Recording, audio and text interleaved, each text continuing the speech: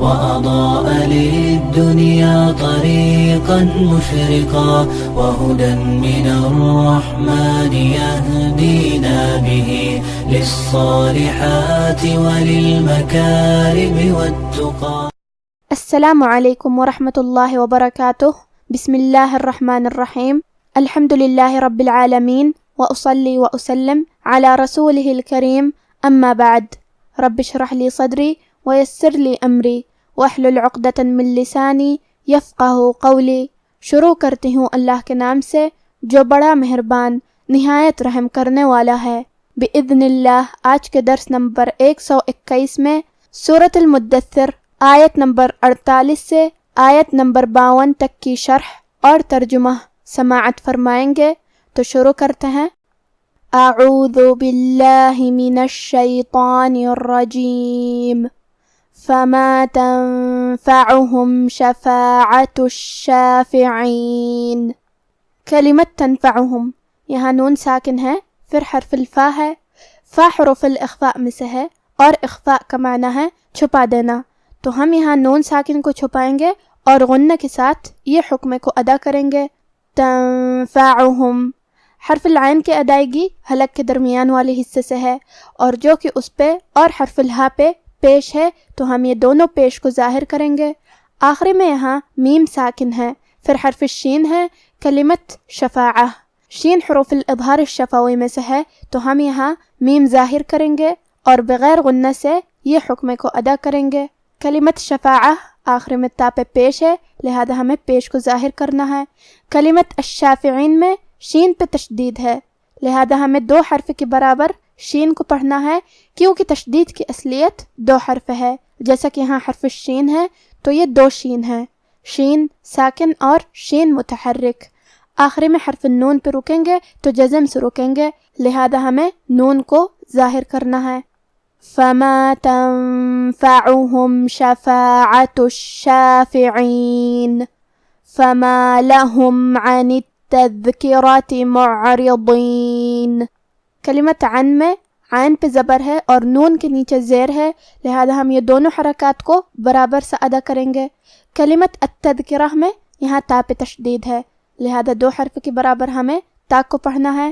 پھر یہاں دال ہے اور اس پہ جزم ہے. دال کی ادائیگی زبان کے سر اور اوپر والے دانتوں کے اندرونی کناروں سے ہے، اور جو کہ اس پہ جزم ہے لہذا ہمیں دال کو ظاہر کرنا ہے. حرف الراء پہ زبر ہے تو را کا حکم ہے تفخیم، ہم را کو موٹی آواز میں پڑھیں گے. کلمت معرضین میں یہاں عین ساکن ہے، لہذا ہمیں عین کو ظاہر کرنا ہے.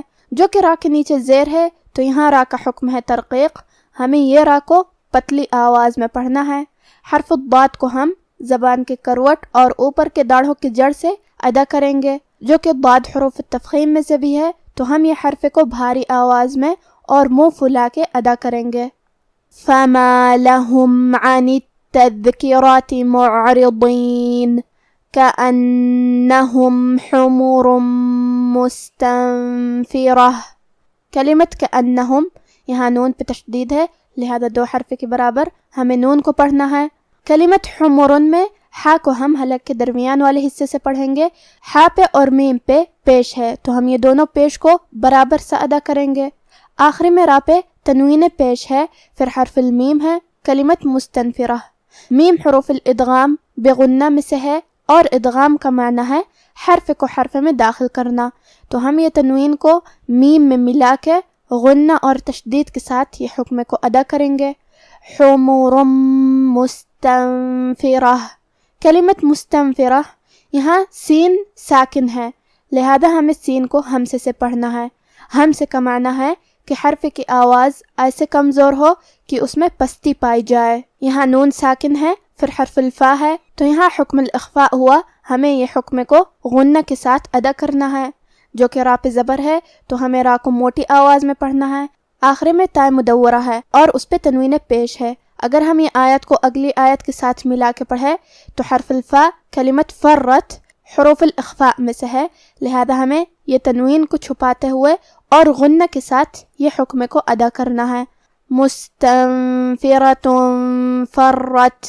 اور ہم کلمت مستنفرہ پہ رکیں گے تو تا پہ ہا سے رکیں گے. كأنهم حمر مستنفرة فرت من قسورة. کلمت فرت آخری میں یہاں تا ساکن ہے، تا بھی حروف الہمز میں سے ہے، تو ہم یہ کلمہ کو ایسے پڑھیں گے فرت. کلمت من کے آخری میں نون ساکن ہے، پھر حرف القاف ہے. کلمت قسورہ، قاف حروف الاخفاء میں سے ہے، تو ہمیں نون کو چھپاتے ہوئے اور غنہ کے ساتھ یہ حکم کو ادا کرنا ہے. قاف حروف التفخیم میں سے بھی ہے، اور غنہ اپنے اگلے والے حرف کا حکم لیتا ہے تفخیم میں اور ترقیق میں، لہذا ہمیں یہ غنہ کو اور حرف القاف کو دونوں کو بھاری آواز میں ادا کرنا ہے.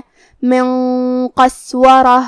کلمت قسورہ میں سین کو ہم ہمزے سے پڑھیں گے، را پہ زبر ہے تو ہمیں را کو موٹی آواز میں پڑھنا ہے. آخر میں یہاں تا پہ ہم روکیں گے تو اس پہ ہاتھ سے روکیں گے. فرت من قسورہ بل يريد كل امرئ منهم أن يؤتى صحفا منشرة. کلمت بل میں یہاں لام ساکن ہے، لہذا ہمیں حرف اللام کو ظاہر کرنا ہے. کلمت یریدو میں را کے نیچے زیر ہے تو ہم را کو پتلی آواز میں پڑھیں گے کیونکہ یہاں را کا حکم ہے ترقیق. کلمت امرئن کی شروعات میں الف ہے، یہ حمزۃ وصل ہے، لہذا ہمیں حمزہ کو ظاہر نہیں کرنا ہے. لام کے بعد حرف المیم پڑھیں گے. میم پہ جزم ہے، لہذا ہمیں حرف المیم کو ظاہر کرنا ہے. آخری میں یہاں حمزہ ہے اور اس کے نیچے تنوین زیر ہے، پھر حرف المیم ہے. کلمت منہم یہاں حکم ہے ادغام بغنہ، تو ہمیں یہ حکم کو غنہ اور تشدید کے ساتھ ادا کرنا ہے. کل امرئ منہم. کلمت ان کے آخری میں نون ساکن ہے، پھر حرف الیا ہے. کلمت یؤتا یہاں حکم ہے ادغام، تو ہم یہ حکم کو غنہ اور تشدید کے ساتھ ادا کریں گے. ان یؤتا. کلمت یؤتا میں یہاں واو پہ حمزہ ہے تو ہم حمزہ کو ظاہر کریں گے. حمزہ کی ادائیگی حلق کے نیچے والے حصے سے ہے. کلمت صحفن صاد پہ اور ہا پہ پیش ہے، تو ہمیں یہ دونوں پیش کو ظاہر کرنا ہے. صاد حروف التفخیم میں سے بھی ہے، تو ہم یہ حرف کو بھاری آواز میں اور منہ پھلا کے پڑھیں گے. آخری میں فا پہ تنوین زبر ہے، پھر حرف المیم ہے. کلمت منشرہ میں تو یہاں حکم ہوا ادغام، تو ہم یہ حکم کو غنہ اور تشدید کے ساتھ ادا کریں گے. صحفا منشرہ. کلمت منشرہ شین پہ تشدید ہے، لہذا ہمیں دو حرف کے برابر حرف شین کو پڑھنا ہے. را کو ہم موٹی آواز میں پڑھیں گے کیونکہ اس پہ زبر ہے. آخر میں تا مدورہ پہ روکیں گے تو اس پہ ہا سے روکیں گے. بل يريد كل امرئ منهم أن يؤتى صحفا منشرة. اب آپ سورۃ المدثر کی تلاوت تجوید کے ساتھ سماعت فرمائیں.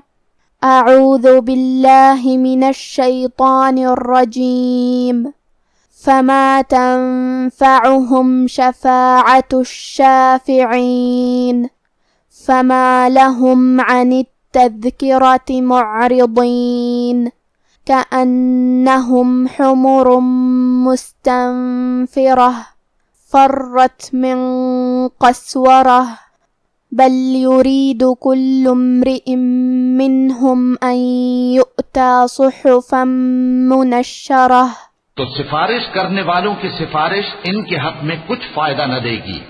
ان کو کیا ہوا ہے کہ نصیحت سے روگرداں ہو رہے ہیں، گویا گدھے ہیں کہ بلک جاتے ہیں جو شیر سے ڈر کر بھاگ جاتے ہیں. اصل یہ ہے کہ ان میں سے ہر شخص یہ چاہتا ہے کہ اس کے پاس کھلی ہوئی کتاب آئے. آج کا ہمارا درس یہیں ختم ہوتا ہے. سبحانک اللہم و بحمدک اشہد ان لا الہ الا انت استغفرک و اتوب الیک. والسلام علیکم ورحمۃ اللہ وبرکاتہ.